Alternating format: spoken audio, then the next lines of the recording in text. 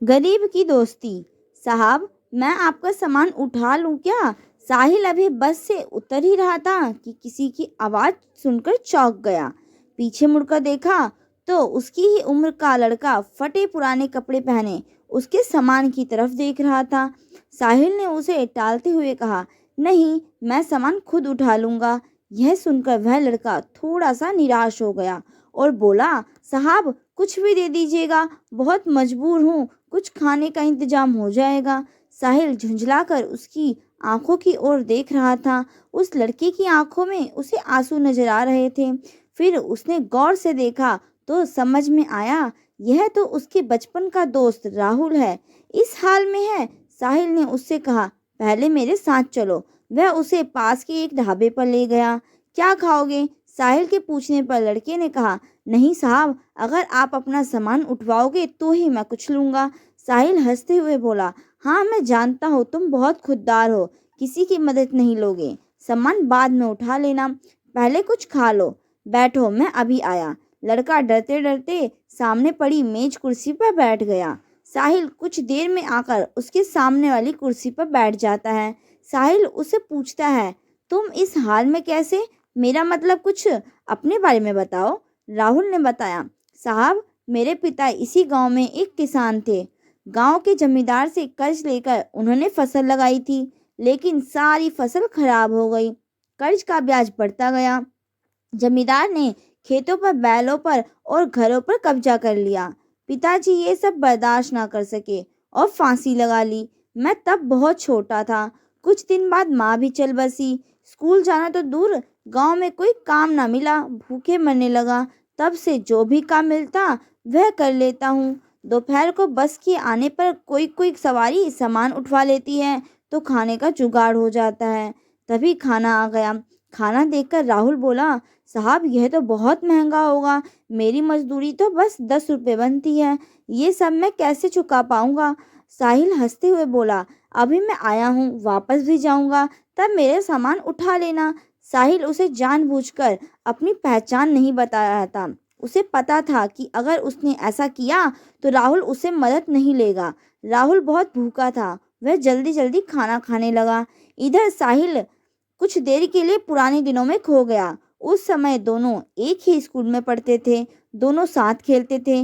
राहुल पढ़ने में बहुत तेज था, उसमें और साहिल में हमेशा फर्स्ट आने की होड़ लगी रहती थी। साहिल के पिता उसी स्कूल में अध्यापक थे। साहिल के पिता का ट्रांसफर हो गया था तो साहिल स्कूल छोड़कर शहर चला गया। आज वह कॉलेज में पढ़ता है। छुट्टियों में गांव के पुराने दोस्तों से मिलने चला आया। वैसे उसके चाचा भी इसी गांव में रहते हैं। साहिल को यह उम्मीद बिल्कुल नहीं थी कि उसका दोस्त उसे इस हाल में मिलेगा। साहिल अपने ही ख्यालों में खोया हुआ था। तभी राहुल ने उसे कहा, साहब मेरा खाना हो गया, चलिए आपको सामान उठा लेता हूँ। साहिल ने जवाब दिया, अभी चलते हैं, बैठो और कुछ अपने बारे में बताओ।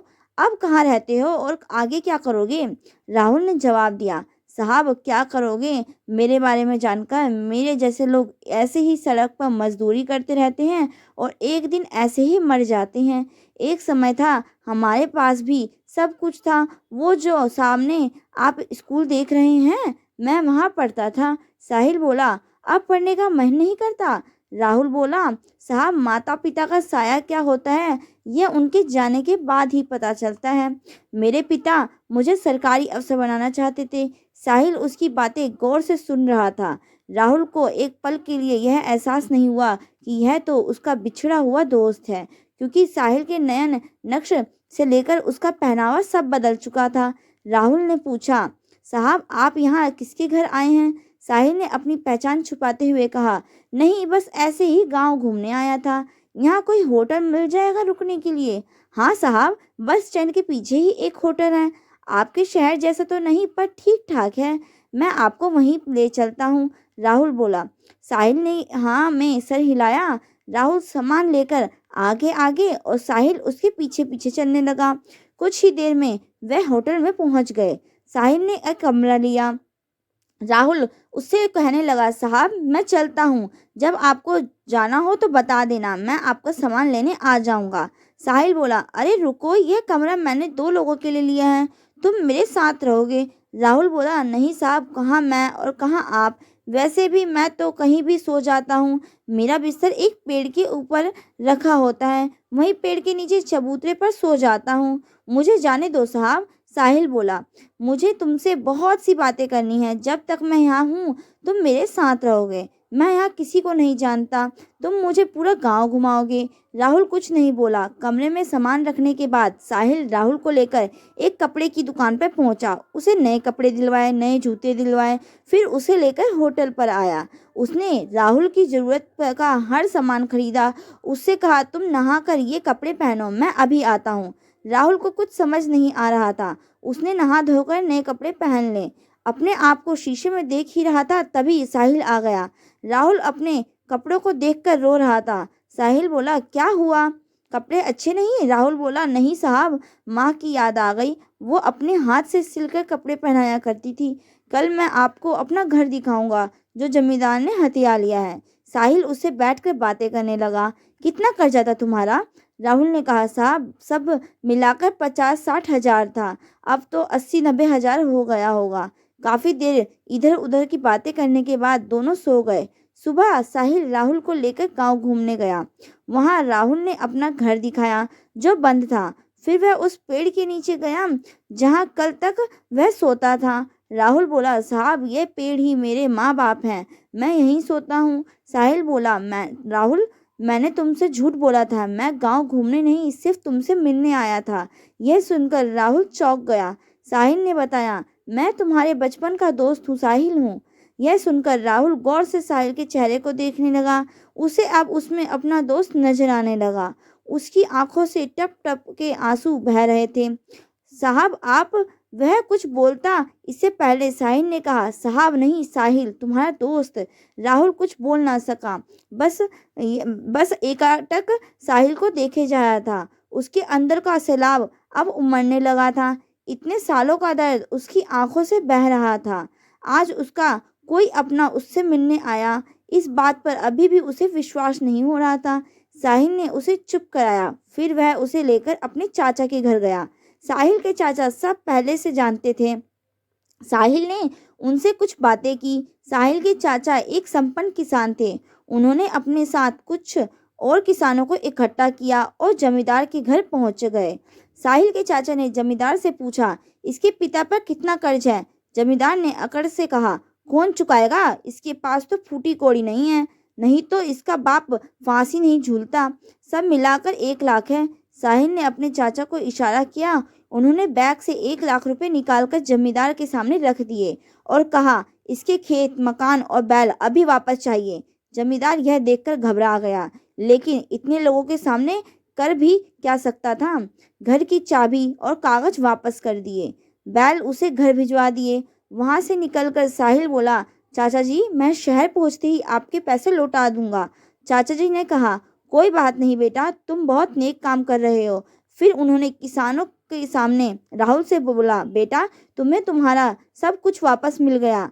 अब अपने खेतों पर खेती करो, हम सारे किसान तुम्हारा साथ देंगे। यह सुनकर सब किसान तैयार हो गए। हाँ बेटा, अब वो जमींदार तुम्हारी तरफ आंख भी उठाकर नहीं देख सकेगा। साहिल ने राहुल को खेती करने के लिए 20,000 रुपये और दिलवा दिए। राहुल उसके पैरों में गिर गया। उसे उठाकर साहिल ने कहा, दोस्त अब तुझे आगे निकलकर दिखाना है। अगली बार जब मैं गाँव आऊँ ना, तो मेरा दोस्त मुझे खुशहाल मिलना चाहिए। यह कहकर साहिल ने राहुल को गले लगा लिया। अगले दिन साहिल शहर चला गया। वहां से उसने अपने चाचा के पैसे बैंक में जमा करवा दिए। इसके 6 महीने के बाद एक दिन साहिल दरवाजे की घंटी सुनकर दरवाजा खोलने गया तो देखा सामने राहुल खड़ा था।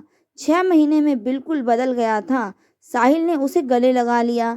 अंदर आकर उसने साहिल के माता पिता के पैर छुए।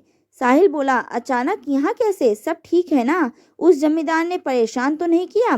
राहुल ने कहा, नहीं यार, सब ठीक है। तेरे चाचा और दूसरे किसानों ने मेरी बहुत मदद की।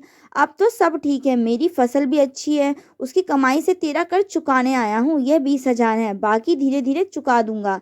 साहिल बोला, तू मेरा भाई है, मैंने कोई कर्ज नहीं दिया था तुझे। तूने कैसे सोच लिया? मैं नहीं ले सकता। लेकिन राहुल जिद करने लगा। तब साहिल के पिता ने कहा, बेटा रख लो, ये इसकी खुददारी है। जो शिक्षा मैंने दी थी यह उसका ही पालन कर रहा है। साहिल पैसे रख लेता है।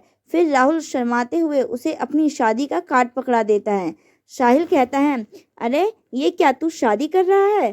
तभी साहिल के पिता ने कहा, हाँ, जब तूने हमें सब बताया तभी मैंने तेरे चाचा से इसके लिए अच्छी सी लड़की देखने के लिए कहा था।